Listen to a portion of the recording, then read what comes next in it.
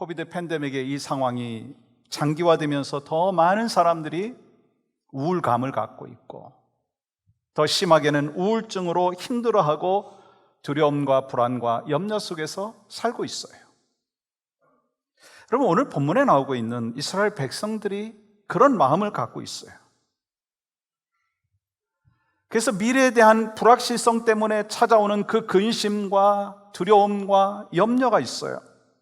여러분, 이스라엘 백성들은 지금 430년 동안 애굽의 종살이를 하고 난 뒤에 지금 이 과정 속에서 나타나는 이 말씀이거든요. 근데 아마 이런 생각을 했을 거예요. 하나님께서 우리를 잊으셨나? 아니, 하나님께서 어디 계시는지 좀 알고 싶어요. 왜 우리와 함께하지 아니하시는가? 하나님께서는 이러한 상황을 알고나 계시는가? 한평생 이 애굽의 노예로 사는 것이 우리의 운명이 아닌가? 이제 누구를 바라보면서 누구를 의지해야 되는가? 과연 우리에게 미래가 있는가? 근데요, 하나님께서는 이스라엘 백성들의 눈물과 고통을 다 보고 한숨 소리도 듣고 계셨어요. 그래서 하나님께서는요, 본문에서 고통과 염려 속에서 두려워하는 이스라엘 백성들에게 두려워하지 말라, 그렇게 말씀하시죠. 그러면서요, 자신이 어떤 하나님이신지 확실하게 말씀해 주시는 것을 보게 됩니다. 여러분, 우리가 신앙생활하면서요, 하나님에 대해서 정확하게 아는 것이 정말 중요합니다. 왜냐하면 우리가 하나님을 알지 못하면, 하나님에 대하여 정확하게 이해하지 못하면, 그런 가운데 성경을 보게 되면요, 자기 방식대로, 자기 생각대로 신앙생활을 한다는 거예요.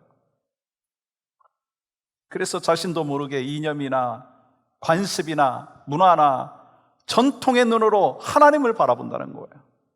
그건요, 자기 믿음이지 하나님에 대한 믿음이 아닌 거예요.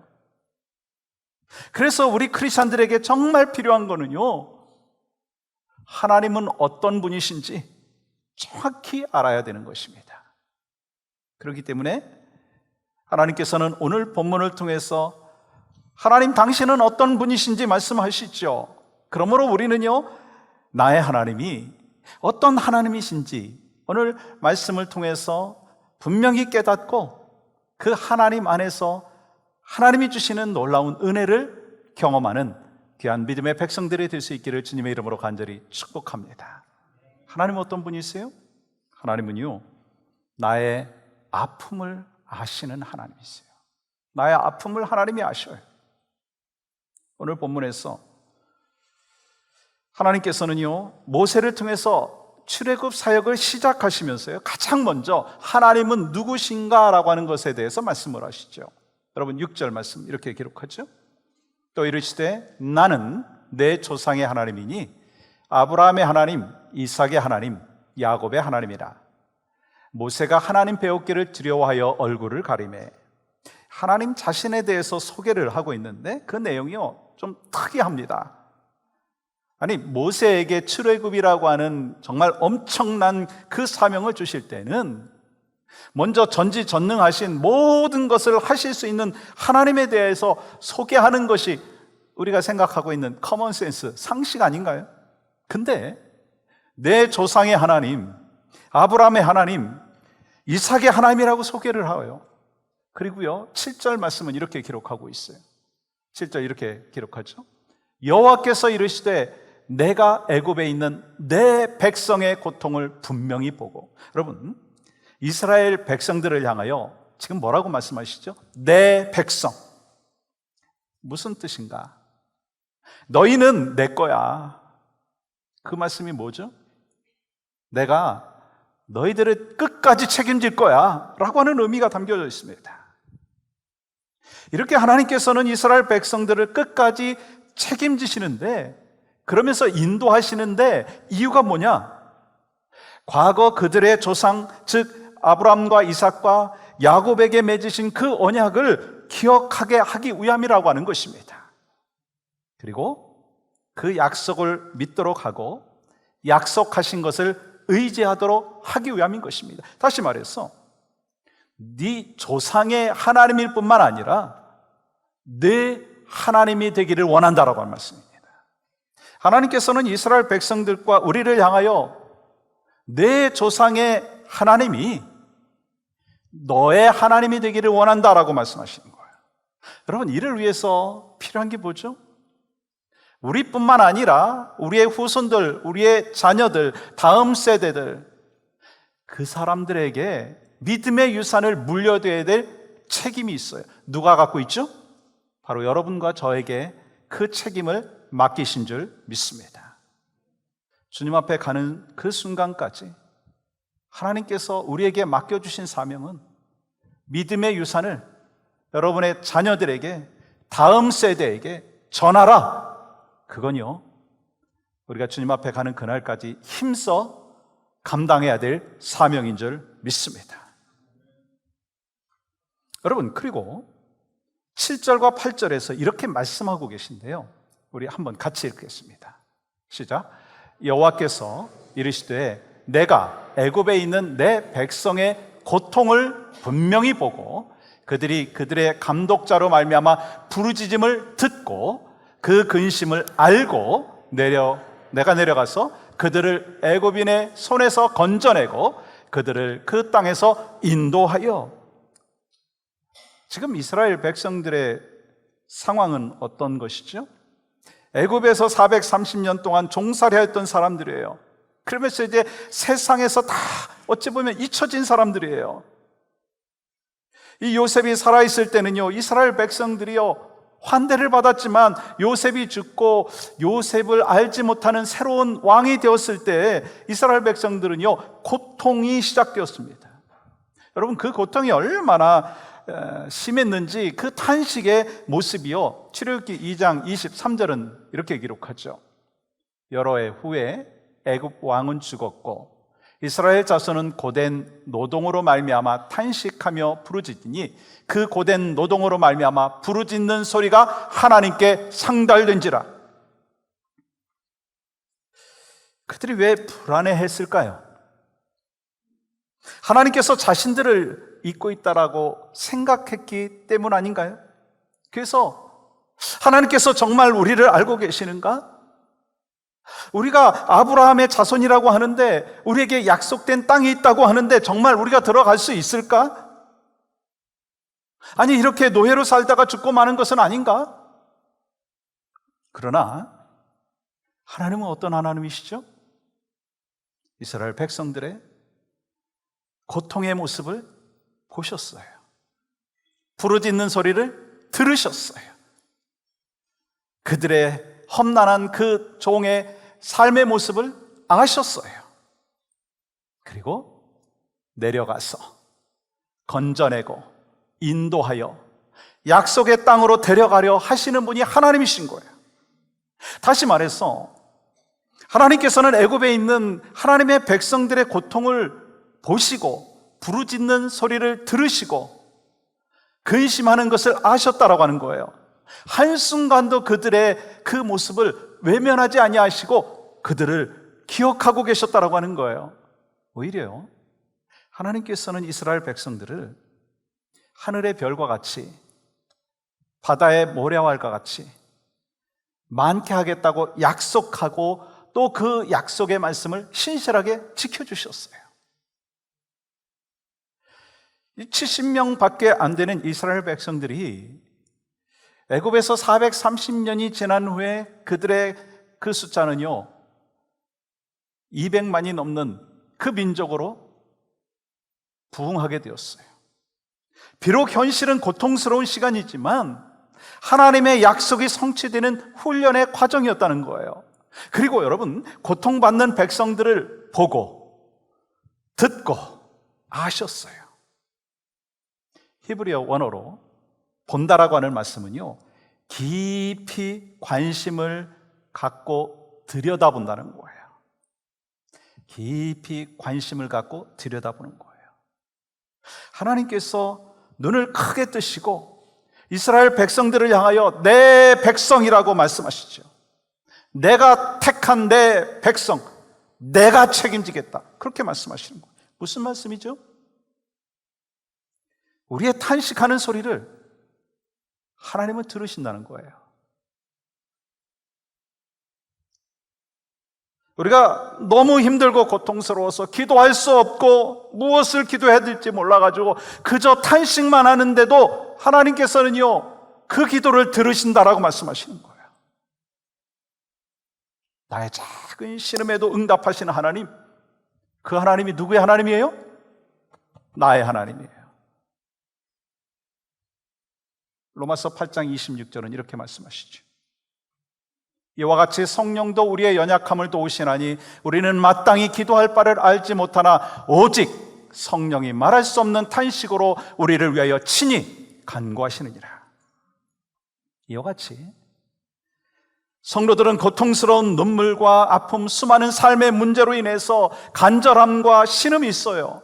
하나님께서는요, 그 신음의 소리를 듣고 계셔요. 그리고 하나님께서는요, 탄식의 기도를 듣고 알고 계신다고 말씀하셨어요. 그러면 탄식의 소리, 우리의 고통의 삶의 현장에 있은 그 상황들을 하나님이 보시고 어떻게 하시죠? 8절 보십시오. 같이 읽겠습니다. 시작. 내가 내려가서 그들을 애굽인의 손에서 건져내고 그들을 그 땅에서 인도하여 아름답고 광대한 땅, 젖과 꿀이 흐르는 땅, 곧 가나안 족속, 헷 족속, 아므리 족속, 브리스 족속, 히위 족속, 여부스 족속의 지방에 데려가려 하노라. 하나님께서는 애굽으로 내려가셔서 건져내가지고 약속의 땅으로 데려가려 한다라고 말씀하는 거예요. 고난받는 성도들의 현장에 주님이 다가오신다라고 하는 것입니다. 역사의 현장 속에 뛰어 들어오셔서 당신의 백성들을 직접 건지시겠다고 선포하고 계신 거예요. 이렇게 하나님께서 세상으로 직접 오시겠다라고 하신 것은요, 성경에서 가장 많이 하나님의 모습을 보여주는 복음의 핵심이에요. 모세에게 찾아오신 하나님, 이스라엘 백성들에게 찾아오신 하나님, 그 하나님은요, 온 인류가 어둠 속에 빠져 있을 때 우리 그 하나님께서 직접 세상에 찾아오셨어요. 독생자 예수 그리스도를 이 땅에 보내주셔서 우리를 구원해 주셨어요. 그게 바로 성육신의 비밀이라고 하는 거예요. 하나님께서는요, 지금 우리 곁에 오셔서 우리와 함께하고 계신 줄 믿습니다. 그 하나님께서 모세를 부르시고요, 두 가지를 말씀을 하시네요. 내가 애굽의 손에서 건져내고 약속의 땅으로 데려가려 한다 말씀하시는 거예요. 다시 말하면 종살이하고 있는 이 백성들에게 내가 너희를 구원하고 가나안 땅으로 인도하겠다라고 말씀하는 거예요. 여러분, 이게 복음 아니고 뭐겠어요? 그렇다면 하나님은 인간의 역사 속에 찾아오셔서 탄식하는 소리를 들으시고 어떻게 하시나요? 애굽의 10가지의 재앙을 내리시게 됨으로 인하여 하나님 되심을 보여주셨어요. 또 하나님께서 이스라엘 백성들을 광야 40년 동안 낮에는 구름 기둥으로 밤에는 불 기둥으로 인도하여 주셨어요. 근데 그 하나님은요, 우리에게도 마찬가지라고 하는 것입니다. 우리가 탄식하고 괴로워할 때 하나님은요, 멀리 계신 분이 아니라고 하는 거예요. 메시아로 오신 예수 그리스도, 임마누엘이신 그 하나님은 지금 우리 곁에 계십니다. 여러분과 저와 함께하고 계십니다. 우리가 하나님 앞에 탄식하며 나아갈 때 주님 어디 계십니까? 라고 질문하면 주님은요, 네 등 뒤에 있다. 내가 너와 함께하고 있다. 분명한 사실을 여러분 기억하시기를 간절히 소망합니다. 우리가 힘들고 어려운 인생의 터널을 지날 때 주님이 어디 계시다고요? 주님이 뭐 하고 계시다고요? 내 등 뒤에서 내가 너를 응원하고 있다. 주님이 약속하여 주셨어요. 비록 내 귀에 때로 들리지 않을 수도 있고요, 눈에 보이지 않을 수도 있어요. 막 느껴지지 않을 때도 있습니다. 그러나 하나님은 변함없이 여러분과 저와 함께하고 계신 줄 믿습니다.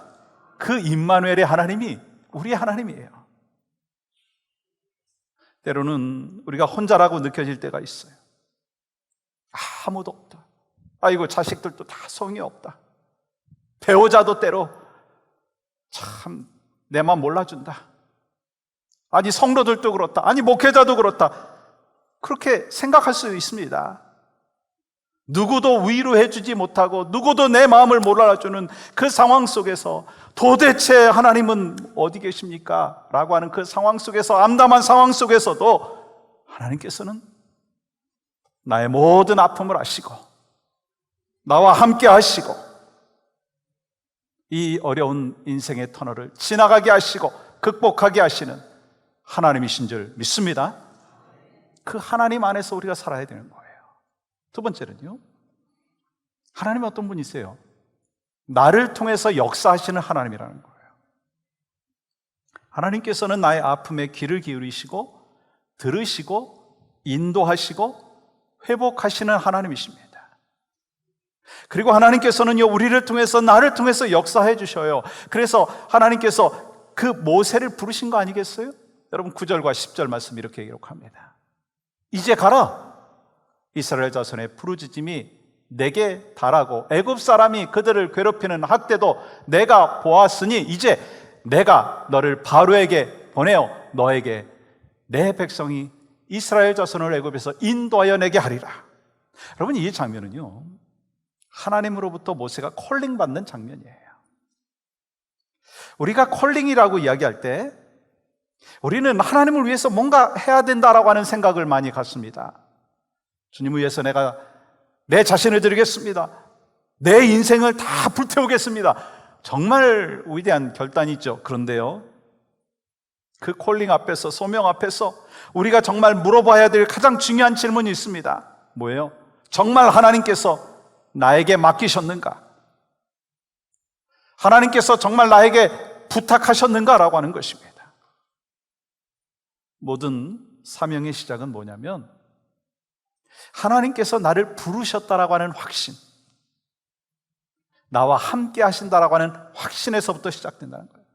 그 확신을 갖고 모세는요, 바로 앞에 나간 거예요.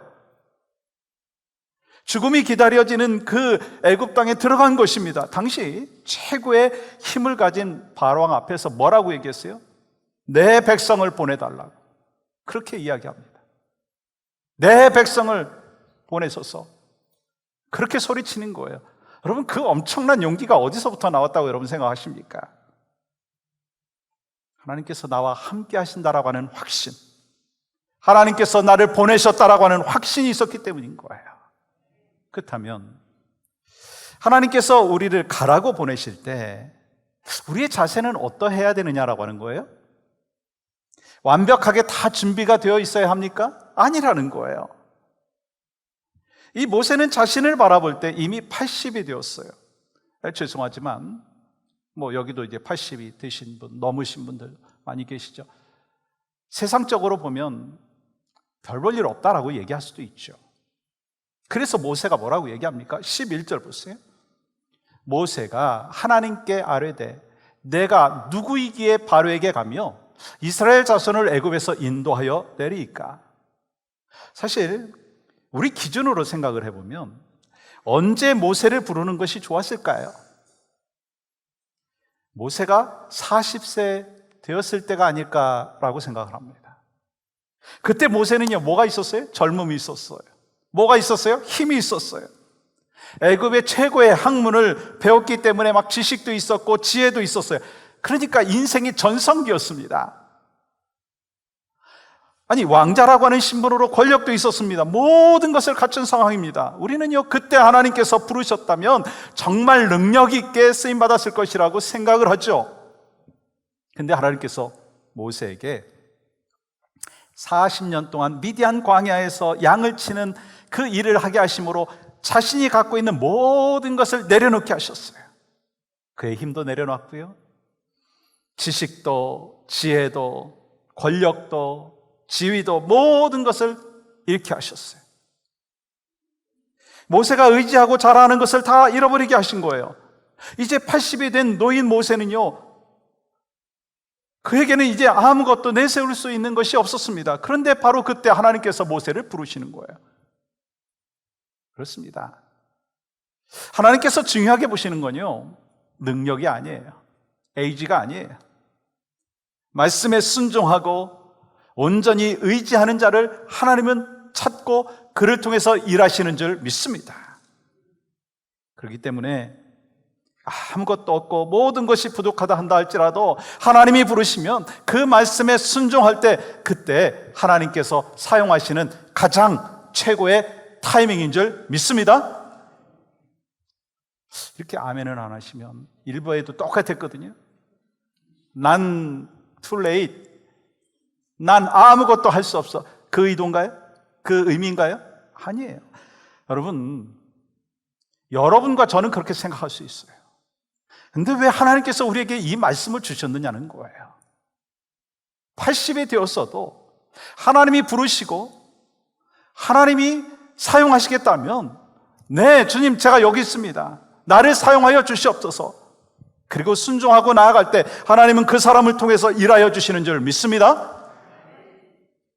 모세는 흔들리지 않았어요. 하나님을 의지하면서 순종하며 나갔습니다. 하나님은요, 자신의 말씀에 순종하고 의지하는 자를 부르시고 사용하시는 거예요. 그리고 한 가지 또 약속을 해주셨어요. 놀라운 약속이 있죠. 여러분 12절 보세요. 내가 반드시 너와 함께 있으리라. 저를 한번 따라해 보시겠어요? 내가 반드시 너와 함께 있으리라. 내가 반드시 너와 함께 있으리라. 우리 하나님은요, 임마누엘 하나님이십니다. 임마누엘 하나님은요, 나의 부족함과 연약함을 채워주셔서 하나님의 능력으로 맡겨주신 그 사명을 잘 감당할 수 있도록 허락하여 주신다라고 하는 거예요. 내가 반드시 너와 함께 있으리라. 모세가 의지했던 것은요, 애굽에 힘싼 바로가 아니었어요. 기적을 일으키는 그 지팡이가 아니라 그 지팡이를 통해서 기적을 일으키시는 전능하신 하나님을 의지했다는 거예요. 그 하나님께서 함께 하셨기 때문에 광야 40년을 이겨내고 약속의 땅으로 들어갈 수 있었던 거예요. 여러분, 신앙생활도 마찬가지입니다. 내가 너무 잘나 있으면, 내가 가득 차 있으면요, 신앙생활이요, 힘들어요. 내 안에 내가 주인 되어서 사는 거 하나님이 원치 아니하실 뿐만 아니라 힘들어요. 근데요, 나를 내려놓고 주님을 내 주인 삼아 사랑하는 하나님의 사람들에게는요, 참으로 평안하다는 거예요. 왜요? 내가 똑똑하고 내가 가득 찬 사람은요, 자기 왕국을 세워나가는 거예요. 목회자도 그렇고 성도들도 그렇고 에블바디가 자기 왕국을 세우면 안 되는 거예요. 하나님 나라 왕국을 세워야 되는 것입니다. 사실 우리의 능력, 우리의 재능, 우리의 열심 정말 귀하죠. 근데요, 하나님께서 중요하게 보시는 것은요, 그 사람의 능력이 아니라는 거예요. 하나님께서 중요하게 보시는 것은요, 온전히 하나님을 의지하느냐, 하나님께서 함께 하심을 믿고 확신하고 있느냐라고 하는 것입니다. 하나님께서는 우리와 함께하고 계신 줄 믿습니다. 하나님은 전능하신 분이고 그 전능하신 분이 우리와 함께 하시는 거예요. 그럼 행동이 달라져야 되지 않느냐라고 하는 거예요. 바로에게 나아갔던 그 모세, 골리앗 앞에 나아갔던 그 다윗, 아니, 하나님이 함께 하여 주시지 않는다라고 생각했으면 엄두도 내지 못할 일이었습니다. 근데 하나님이 함께 하여 주신다는 확신 때문에 영적인 자신감을 가진 거예요. 자신감을 가졌어요. 하나님께서는요, 우리의 삶을 통해서 하나님이 크신 분임을 드러내기를 원하시고 우리를 통해서 일하시기를 원하시는 줄 믿습니다. 우리 성도들의 삶의 상황들을 그 누구보다도 제가 많이 알잖아요. 그래서 신방하고 또 전화하고 그 가운데 이 성도들의 그 마음이 저한테 전달이 돼요. 하나님 어디 계세요? 왜 내 아픔을 외면하고 계신가요? 혹시 하나님 저를 잊으신 것은 아닌가요? 왜 이렇게 고통의 삶이 길게 계속되는 것인가요? 사실 제가 그분들 앞에 자신 있게 하나님 붙잡고 승리하십시오, 하나님이 고쳐주실 것입니다 라고 말씀을 드리지만, 사실 저도 뒤돌아서 참 마음에 또한 아픔과 염려가 반복되는 것이 저의 모습이더라고요. 그렇지만 저는 믿고 확신하고 있어요. 이스라엘 백성들이 430년 동안 고통의 삶의 현장 속에서 눈물을 흘리고 애통해하고 탄식하고 있었던 그 삶의 현장에 하나님은요, 외면하지 하시고 다 보고 계셨어요.